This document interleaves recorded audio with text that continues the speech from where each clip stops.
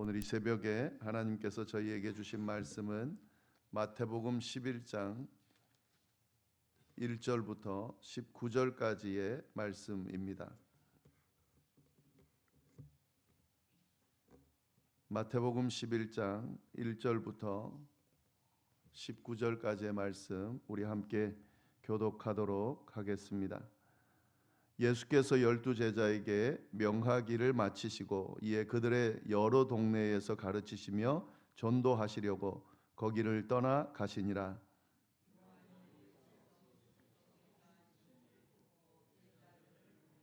예수께 여짜오되 오실 그이가 당신이 오니이까 우리가 다른 이를 기다리려오리이까.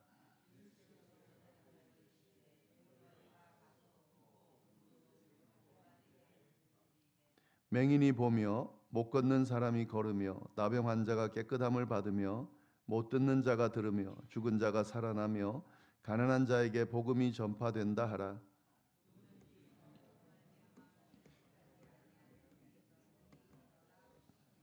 그들이 떠나매 예수께서 무리에게 요한에 대하여 말씀하시되 너희가 무엇을 보려고 광야에 나갔더냐? 바람에 흔들리는 갈대냐?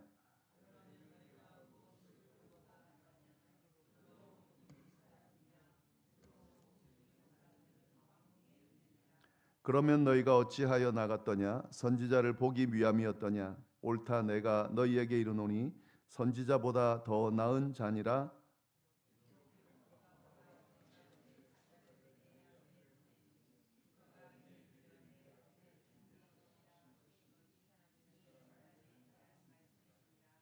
내가 진실로 너희에게 말하노니 여자가 낳은 자 중에 세례 요한보다 큰 이가 일어남이 없도다. 그러나 천국에서는 극히 작은 자라도 그보다 크니라.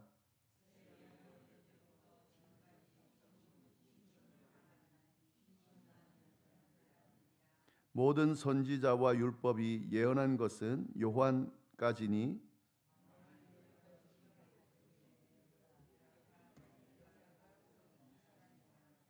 귀 있는 자는 들을지어다.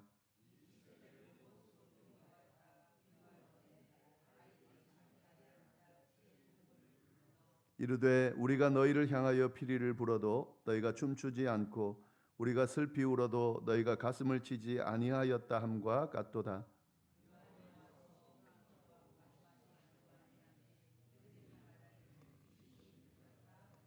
다 같이 읽겠습니다.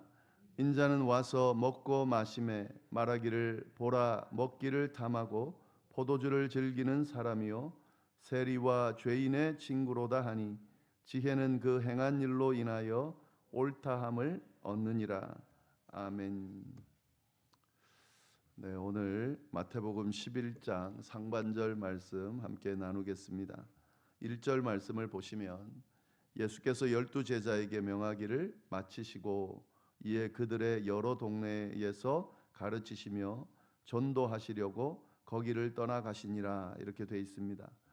이 1절 말씀을 보시면은 10장의 말씀을 연결해서 11장으로 이어주는 그런 전환하는 그런 구절로 보입니다. 명하기를 마치셨다라는 말은 이 앞에서 예수님께서 쭉 산상보훈의 말씀과 또 여러 말씀들을 가르친 것, 특별히 10장에 나오는 제자들을 파송하시면서 사도로서 어떻게 해야 하는지를 가르치신 이유, 그 마치시고라고 볼 수가 있겠습니다. 그렇게 마치시고 난 뒤에 예수님이 뭐 하셨냐? 그들의 여러 동네에서 가르치시며 전도하시려고 거기를 떠나가셨다. 여기서 중요한 부분은 예수님께서 제자들을 보내셨습니다. 당신의 일을 제자들이 대신하도록 그렇게 보내셨는데 제자들을 보내시고 난 뒤에 이제 제자들을 보냈으니까 예수님 쉬셨냐? 그렇지가 않습니다. 제자들을 보내셔서 그 사역을 감당하도록 당신의 사역을 맡기셨지만 예수님도 직접 그 사역을 감당하신다 하는 겁니다. 계속해서 가르치시면서 전도하시려고 그렇게 하셨다. 거기를 떠나가셨다 하는 겁니다. 예수님은 시키기도 하시지만 직접 하시기도 하셨다라는 것을 우리가 분명하게 알 수가 있습니다. 네, 그렇게 해서 전환이 됐는데 그 전환되는 첫 번째 사건이 하나 일어나는데요. 2절, 3절을 보시면 요한이 옥에서 그리스도께서 하신 일을 듣고 제자들을 보내어 예수께 여짜오되 오실 그이가 당신이 오니까 우리가 다른 일을 기다리오리까. 예. 지금 요한은 옥에 갇혀 있는 상황이죠. 옥에서라는 말은 옥에 갇힌 상황이라는 말인데 알고 계시겠지만 헤롯이 동생의 아내 헤로디아를 취한 것을 요한이 책망하니까 그게 불편해서 요한을 감옥에 가뒀습니다. 지금 그때 그 상황인데 그때 그 요한이 옥에서 제자들을 통해서 예수님께 질문을 하더라는 겁니다. 무슨 질문을 했는가? 오실 그이가 당신이옵니까? 오실 그이라는 건 메시아를 말하는 거죠. 지금 이스라엘 백성들이 메시아를 기다리고 있고 요한은 메시아를 예비하기 위해서 보내진 사람이다라는 건데 내 뒤에 오시는 이건 이제 자기가 예비하고 있는 메시아를 말하는 겁니다.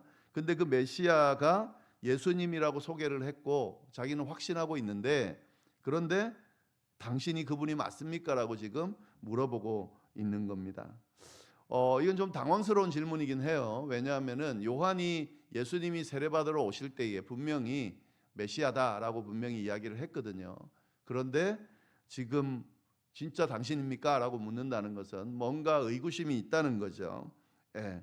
왜 이런 질문을 했을까라고 했을 때 첫 번째 우리가 유추해 볼 수 있는 것은 이건 뭐 성경에 나오는 내용은 아닙니다만은 지금 요한이 감옥에 있다 그랬습니다. 감옥에 있다 보면 아무래도 걱정도 많고 근심도 많고 마음이 좀 약하게 되어 있을 수밖에 없죠. 고립되어 있기 때문에.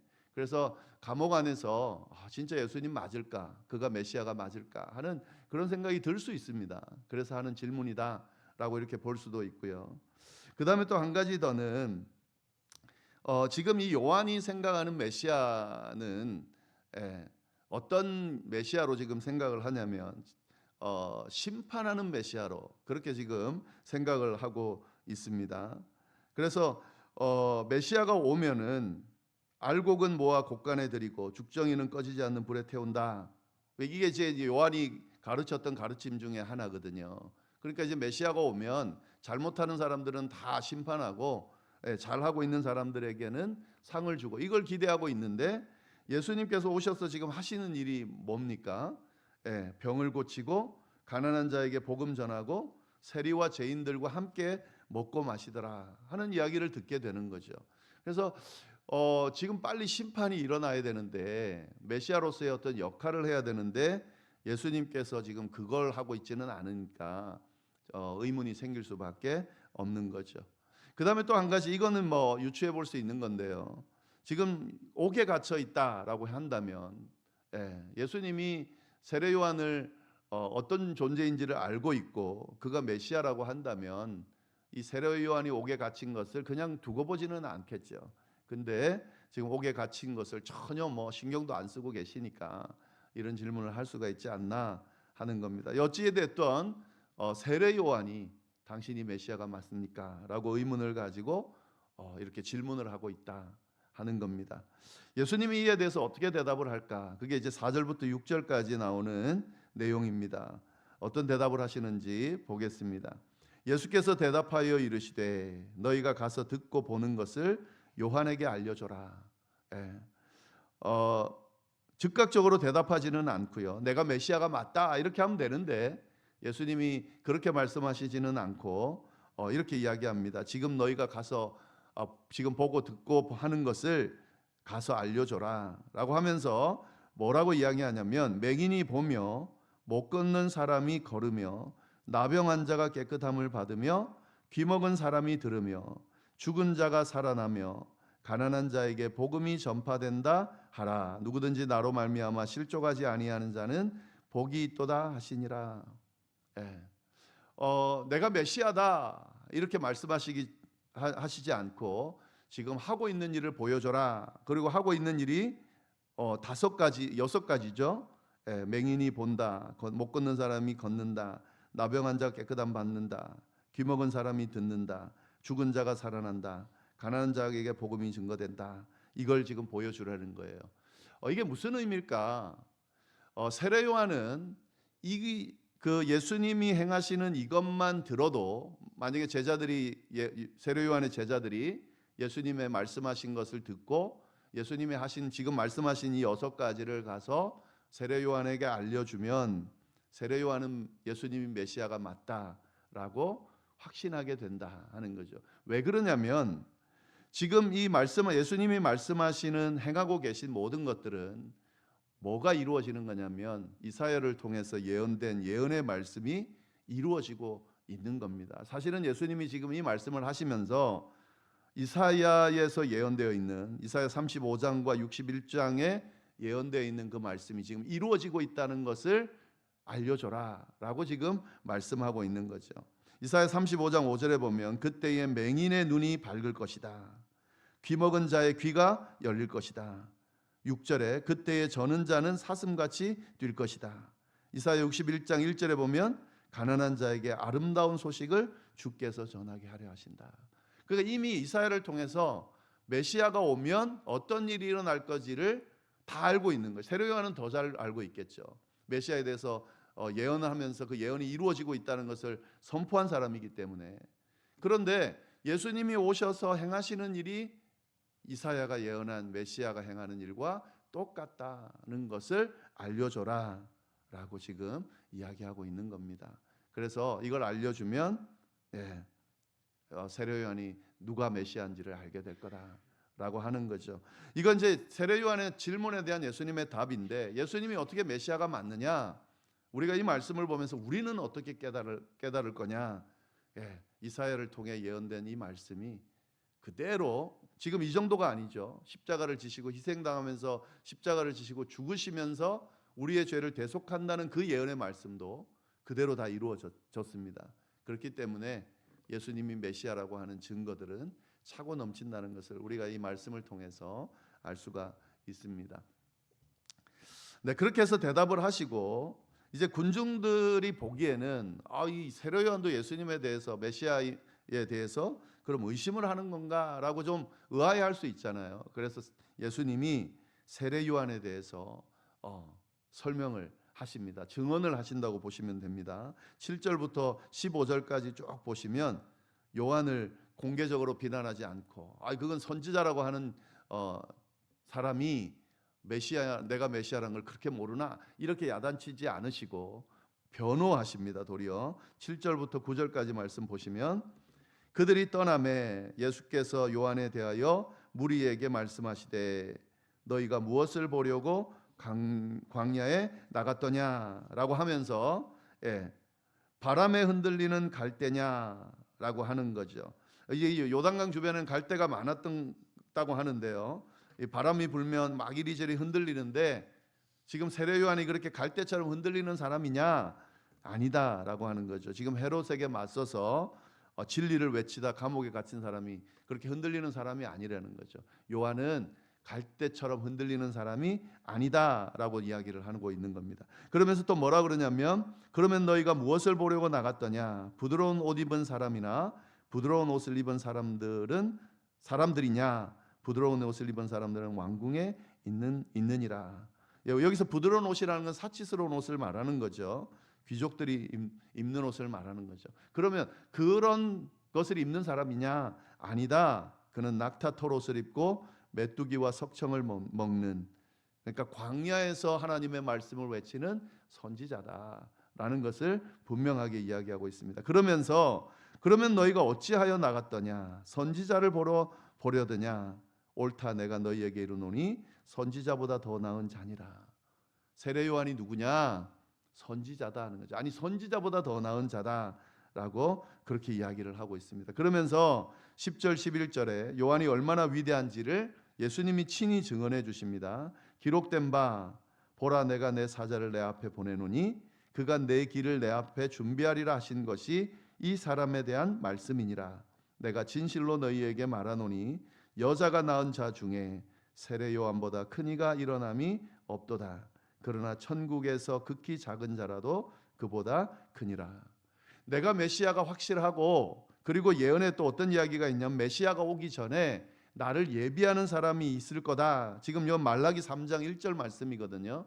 이 예언의 말씀을 인용하면서 내 앞길을 준비할 사람이 있는데 그 사람이 누구냐? 세례 요한이다 하는 거죠. 그러니까 하나님이 보낸 메시아를 예언하는, 메시아보다 앞서가서 그를 준비시키는 그런 선지자보다 나은 사람이 그다. 여자가 낳은 자보다 자 중에 이보다 큰 자가 없다. 이건 굉장히 영광스러운 그런 평가죠. 여자가 낳은 자 안에는요, 아브라함도 있고 모세도 있고 다윗도 있고 이사야도 있습니다. 근데 그들보다 더 위대하다. 뭐 이렇게 이야기를 하죠. 왜 그렇습니까? 메시아를 예비한 사람이기 때문에 그렇습니다. 그래서 요한이 이런 질문을 했다고 해서 너희가 요한에 대해서 뭐 비난할 것은 아니다라고 하는 말씀을 하면서 우리가 이 말씀을 보면서 뭘 알 수 있을까요?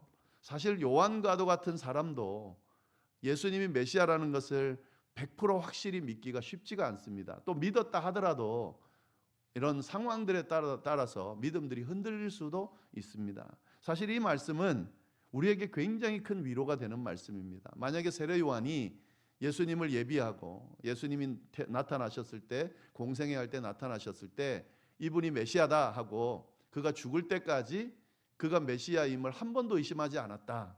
그러면 사실 세례 요한은 우리가 본받을 사람이 되기는 힘들죠. 왜냐하면 그는 보통 사람과 다른 사람이기 때문에 그렇습니다.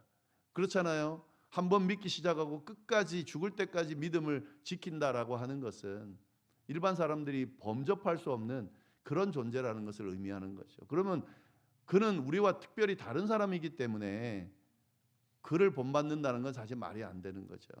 그런데 지금 여기서 뭘 보여줍니까? 세례 요한조차도 예수님이 메시아라는 것을 증언했던 사람조차도 그가 이렇게 의심이죠. 긴가민가 할 수 있다는 거예요. 그럼 우리도 마찬가지죠. 세례 요한도 그랬다면 우리도 믿음 생활하다 보면 하나님 진짜 살아계신가? 하나님이 진짜 우리를 돌보시는가? 그런 의심들이 생길 수 있어요. 우리가 너무 힘든 상황이 되면 또 정말 이해할 수 없는 상황이 되면 그런 질문이 나올 수 있습니다. 그게 옳은 건 아니지만 그럴 수 있다는 거죠. 그럴 때 어떻게 해야 됩니까? 나도 그렇구나. 내 믿음이 이 정도밖에 안 되는구나. 또 거꾸로 내 상황이 진짜 힘들긴 힘든가 보다. 내가 너무너무 사랑하고 믿고 섬기는 하나님에 대해서, 예수님에 대해서 이렇게 의심이 든다는 건 내가 감당하기는 쉽지 않은 그런 지금 상황인가 보다. 그러면서 어떻게 해야 될까요? 하나님 앞에 도움을 요청하는 거죠. 인정하면서 주여, 제가 이렇듯 연약한 사람입니다. 제가 이렇게 믿음이 약한 사람입니다. 주께서 도와주셔야 됩니다. 힘을 주셔야 됩니다. 믿음을 지킬 수 있도록, 다시 일어설 수 있도록 해주셔야 됩니다. 이렇게 해야 된다는 거죠. 우리가 이 말씀을 통해서 그것을 알 수가 있습니다. 그러나 천국에서는 극히 작은 자라도 그보다 크다. 이 요한을 깎아내리는 말이 아니라 예수님이 오셔서 하나님의 나라에는 하나님이 귀하게 생각하고 하나님을 믿는 하나님의 백성들은 다 귀하고 다 큰 자다라는 말씀을 쭉 하고 있습니다. 네, 12절부터 뒤에 나오는 말씀들은 이게 지금 시간이 너무 길어졌어요. 네, 쭉 한번 읽어보시면은 좋을 것 같습니다. 네, 그 이제 18절, 19절 말씀만 같이 한번 보겠습니다. 요한이 와서 먹지도 않고 마시지도 아니하매 그들이 말하기를 귀신이 들렸다 하더니 인자는 와서 먹고 마시매 말하기를 보라 먹기를 탐하고 포도주를 즐기는 사람이요 세리와 죄인의 친구로다 하니 지혜는 그 행한 일로 인하여 옳다함을 얻느니라.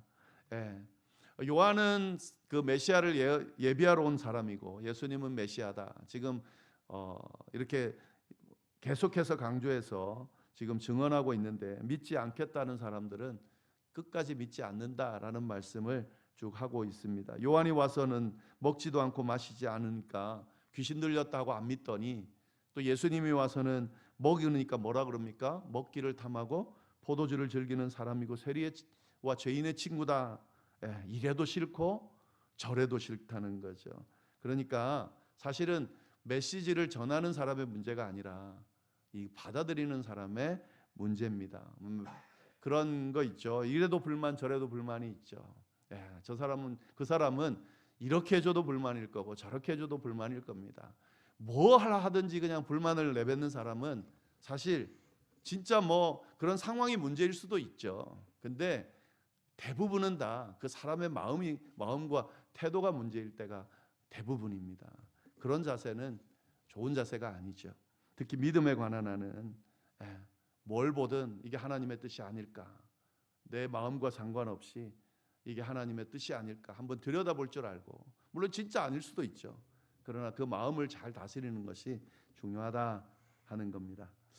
네, 이 말씀 좀 잘 다시 한번 묵상하면서 신앙생활을 좀 바르게 그렇게 할 수 있기를 바랍니다. 기도하겠습니다. 하나님 아버지 감사합니다. 예수님께서 하신 귀한 말씀들을 우리가 나누면서 이 말씀 가운데 우리에게 들려주시는 하나님의 음성을 하나하나 들려주셔서 감사를 드립니다. 주께서 하신 말씀을 잘 귀를 기울이면서 주님의 뜻 안에서 제대로 신앙생활하고 참된 그리스도인답게 살아가는 저희가 될 수 있도록 주여 인도하여 주옵소서.